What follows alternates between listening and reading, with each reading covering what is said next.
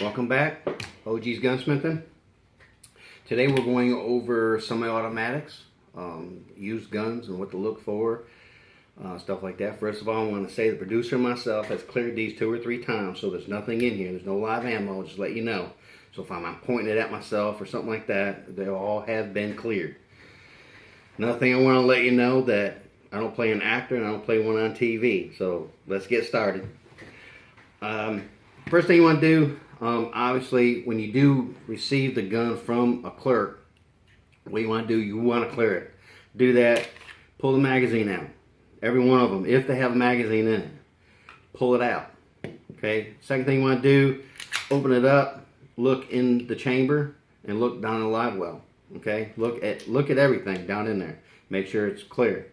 If you got another person there, say, is this clear? Let them look at it. Remember, 4 eyes is better than 2. 6 eyes better than 4. So always look. That way you're okay.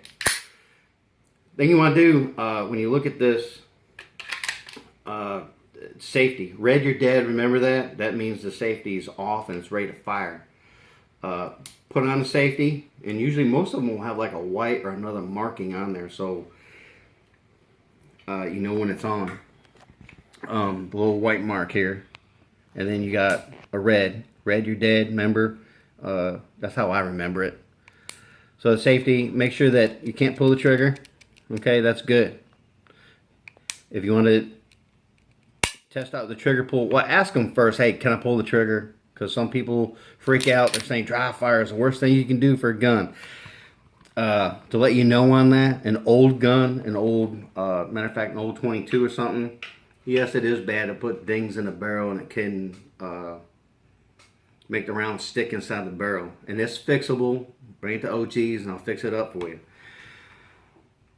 But other than that, if it's going to break on a dry fire, it's going to break when you're shooting it. Remember, it's more violent when you're shooting it. So there you go on that one.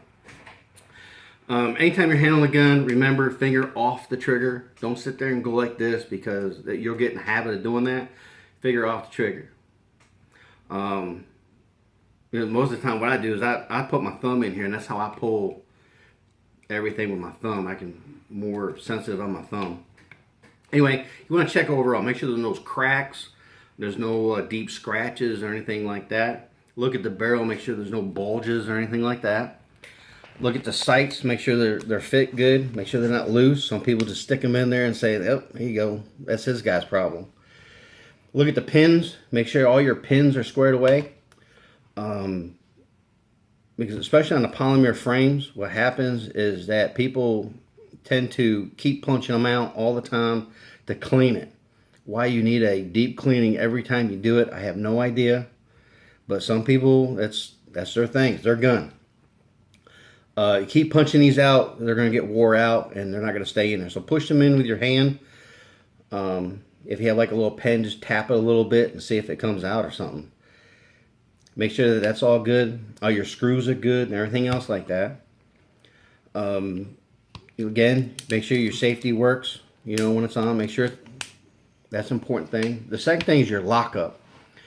Your lockup, what I'm talking about, if you look at this barrel right here, when you push it back, it'll come back and it'll start dropping down. From there, that is unlocked. It has to be locked up. All guns have to be locked up. Shotguns, everything. Revolvers, we went over that when the bullet's inside the revolver itself, the cylinder, it's got to be all the way in there. Same with a semi-automatic. It has to be locked up. If you watch it, it'll come back and it'll drop down. That's unlocked, and then from there, the bullet will come out. You want to test this lockup.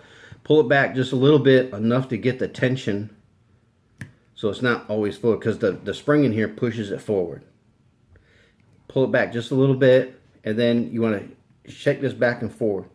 And if you got a clank, clank, clank, clank, now I'm not talking like 2 or 3 inches. I'm talking like 50 thousandths, 80 thousandths, 120 thousandths. Enough where you can hear it go click, click, click, click. That's when you don't want to, you can get it fixed. If it's a good buy, tell them about it. Say, look, this has not good lockup. Can you take off $100? It'd be a bargaining tool. Anything you find wrong with it is a bargaining tool for you to get a lower price. Remember that. So you want to check the lockup on that there, and if it does have a load indicator, make sure it works. If you're looking for a 9mm, take a 9mm fake round. A snap cap is more, reasonable. Put it in there and make sure that pops up. Make sure it's good. Take a hold of that and make sure it stays in there. Make sure there's a pivot. You can lock it back and make sure that it pivots in there. Sometimes they just set them in there, so you gotta be careful. I've seen some pawn shops be tricky people. Make sure it stays in there, and remember that all it's going to do is pop up when it's loaded. That's all it does. And make sure that when you pull back the slide, especially with the magazine in, that it holds it back there. When you take out the magazine, the slide should stay locked back. You want that to happen. Some guns don't do that, like on this 25. It doesn't stay back. There's no latch to hold it back. So when it comes back with the magazine in it and it stays back, if you undo the magazine, it's going to go forward. Okay, so you have to rack it each time. To reset these kind, when you pull the trigger, it just doesn't come back, just a little bit. You have to come back all the way to reset it. So they're made that way. Some the lockups, like especially on this one, this barrel is attached to the frame. Okay, on the SR22, the barrel is attached to the frame. So when you check these out, just make sure that the spring holds it against the barrel. That's your best bet. Make sure that, again, just grab a hold of it. I grab a hold like this. I just pull it a little bit and make sure it's not slappy. You're gonna pull it back, but you want lockup, just enough to, okay, it's locked up. Another thing you want to look at is, do you want double action? Do you want single action? Double action only, like this LC380. Double action only is that when you pull the trigger, that's it. You have to reset it to do it. So when you pull the trigger, the hammer comes back, it falls, and you can't shoot it again. The hammer has to come, the slide has to come back, reset it to the hammer, and then you can pull it again. And that's it. It doesn't shoot. You can't pull it back with your thumb or anything like that. That's just a double action only. Your single double action is kind of like this SR22. You can pull back and then you can shoot it. You can pull back the hammer and then shoot it as a single action, just like a revolver. A double action on a revolver, you have to keep pulling back the hammer and shoot it, pull back the hammer. A double action is when you pull the trigger, the hammer comes back and then falls. So this is it. When you first do it, when you shoot it, bang, it'll come back and then reset itself. That's just a single action you start with. Some people get scared when the hammer's back and then they're fighting with it, afraid it might slip. I feel the same way sometimes. My hands are greasy. On this feature here, what I like is that you can actually, the safety, pull it down and the hammer will fall. The disconnector will come back and let it down, and it's safe. So that's a good feature for this. A lot of people like that feature. I do too. It's not bad. It's a good feature. Again, you want to make sure the safety works. Remember, this one here disconnects the whole trigger and everything. It just raises it off of it, so you can. That's it. This here has a magazine, so if you got the safety on, you can shoot it. But if you take the magazine out, it does the same thing. It disconnects it. Even with safety on, even with the hammer back, it doesn't shoot. The magazine has to be in it. It's a magazine disconnect feature, so that ain't bad. Pretty good. Again, overall look over everything, make sure everything's good, make sure everything's safe and all that stuff. Again, on this right here, to test the lockup, just pull back the hammer, and again, no, this is a 22, so it's going to be what am I looking for? It's gonna be easy to come back. Okay, it's a 22. It's gonna be easy, so don't freak out. But just enough tension where you know it's against there. If you got it back, when I look down in here, if you got it back like this, a little gap in there, look in there. If it's like this, something's wrong. Okay, again, take a dummy round. They have these little aluminum rounds. They have little snap caps. Take one with you at your caliber, what you're looking for. If you're looking for a 40, take a 40. That way you can stick it in there and make sure it ejects and everything too. You can do that. That's a good idea. Striker fires, like this little bugger right here. This is a striker fire. The striker fire is an internal mechanism like the Glocks. That's a striker fire.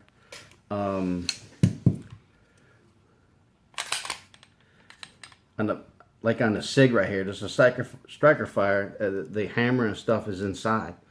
So it releases that. This here goes forward and it hits the firing pin and it goes off. That's how that works. Again, make sure everything works. What I like about this SIG is really safety feature. The safety feature on this is unbelievable. You talk about safety. This doesn't have an external safety. Everything's internal. And one of them is this right here with this barrel. Now, we've seen how fast this one here works. See how when you pull back, it immediately drops. That's not even a 1/16 of an inch and it starts to drop. It's not bad. Don't get me wrong. It's still good, but it does have an external safety on it.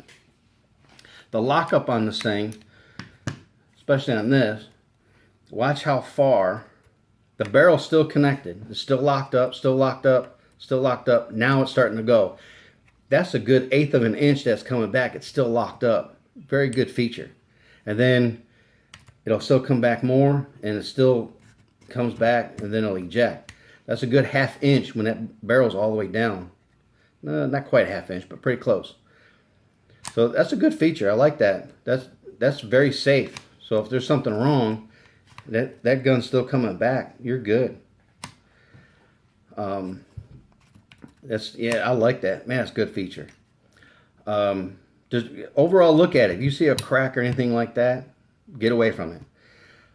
If you want me, if the pawn shop or whoever you're getting it for let you borrow the gun for a little while, bring it back, OGs or another gunsmith, have them check it out. The safety is the most important to you anyway. You and your family, whatever firearm you're going to purchase. Bring it to a gunsmith, myself, whatever, and we'll look at it for you. It won't be that much. I know OGs does not cost that much. It'd be lower than any competitors around. You can send it to it via mail or whatever like that. I can check it out, fix it. I can send it back, no problems. That's about it. Just make sure that, when you're looking for it, whatever you find wrong, a scratch, a dent, or whatever like that, use that as a bargaining tool to get them down a little bit. That's your best bet. It saves you money, and that's the most important thing, and protect your family and stuff. Other than that, think about it, subscribe, give me a comment, what you want to see, what you don't want to see. The acting thing, don't get into that because I know it sucks. Anyway, take care and have a good weekend.